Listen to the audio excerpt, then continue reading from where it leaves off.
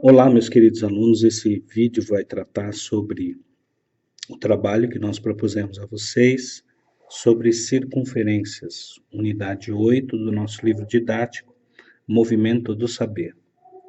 Aqui quem vos fala é o seu professor, o professor Marcelo. Vamos lá? Vamos para a resolução? O problema diz o seguinte: na figura a seguir, o ponto A pertence à circunferência de centro O. E aí ele pede 5 coisas. Vamos ver o que ele pede? Item A. Obtenha as coordenadas dos pontos de intersecção da circunferência com os eixos coordenados. Item B. Quais as coordenadas do centro da circunferência? Item C. Qual é a medida de seu raio? E mostre como você chegou a essa medida. Item D. Qual é a medida do diâmetro dessa circunferência? E item E. Calcule o comprimento da circunferência com base nos valores obtidos anteriormente. Vamos lá? Então, a gente sabe que uma circunferência, ela fica determinada pelas coordenadas do centro, pelas coordenadas do seu centro e pela medida do seu raio. Vamos dar uma observada nessa figura? Olha, a origem do sistema cartesiano é exatamente o centro dessa circunferência. Então, o centro da circunferência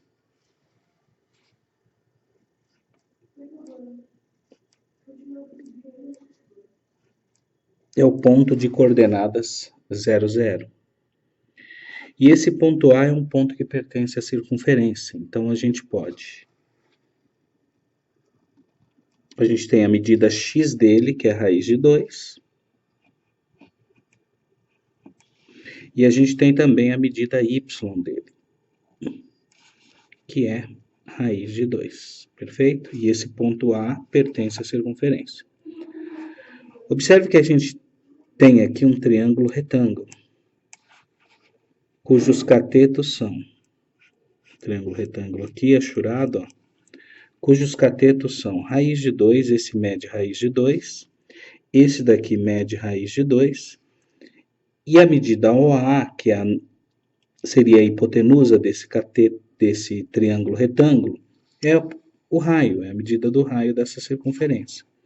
Então, se nós aplicarmos o teorema de Pitágoras aqui, a gente consegue determinar a medida do raio. Como é que ficaria? Raio ao quadrado vai ser igual a medida desse cateto aqui, que é raiz de 2, elevado ao quadrado, mais a medida desse outro cateto aqui, ó, que é raiz de 2 também. Raiz quadrada de 2 elevado ao quadrado. Logo, raiz quadrada de 2 vai ser... A gente pode cancelar aqui, porque são operações inversas. Potência de raiz 2 mais 2. R ao quadrado vai ser 4. O raio vai ser a raiz quadrada de 4, que é 2. Ora, com as coordenadas do centro, que nós já temos, e com o raio, essa circunferência fica plenamente determinada. Então, vamos ver o que ele quer. O que ele está querendo? Item A. Obtenha as coordenadas dos pontos de intersecção da circunferência com os eixos coordenados. O que ele está querendo, na verdade, então, com os eixos coordenados, ele está querendo saber as coordenadas desses pontos aqui, ó. Aqui, aqui, aqui e aqui. Vale ressaltar algumas coisas, né? Se nós, qualquer ponto que estiver no eixo X, então se o ponto estiver no eixo X, quais são as características desse ponto que está no eixo X? Ele vai ser um ponto sempre do tipo X, um valor para X, 0 para Y. Essas vão ser as coordenadas de qualquer ponto que estiver no eixo X, tranquilo? Qualquer ponto que estiver no eixo Y, como vai ser as coordenadas dele? Vai ser 0, vírgula, o valor que ele vai ter para Y. Tranquilo? Então, vamos ver esses pontos aqui, ó, que é o item A, e a gente já resolve o item A. Eu vou chamar esses pontos assim, de B, C, D e E. E a gente passa as coordenadas deles aqui. Vamos lá? Quais são as coordenadas dos pontos de intersecção da circunferência com os eixos coordenados? Quais são as coordenadas do ponto B? Ora, o ponto B é essa medida do centro até a extremidade B, que é o raio. Então, o x dele vale 2, o y dele é 0. As coordenadas do ponto C, 0 para x, 2 para y. As coordenadas do ponto D, menos 2 para x, 0 para y. As coordenadas do ponto E, 0 para x, menos 2 para y, ok? Item B. Quais as coordenadas do centro da circunferência? Tranquilo, as coordenadas do centro, o centro coincide com a própria origem do sistema cartesiano, 0, 0. Qual é a medida do seu raio? Acabamos de determinar a medida do raio, 2 unidades. Mostre como chegou a esta medida. A gente pode mostrar, demonstramos aqui em cima, ou eu posso dizer que foi aplicando o teorema de Pitágoras. Teorema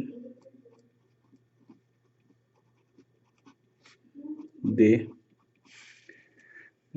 Pitágoras.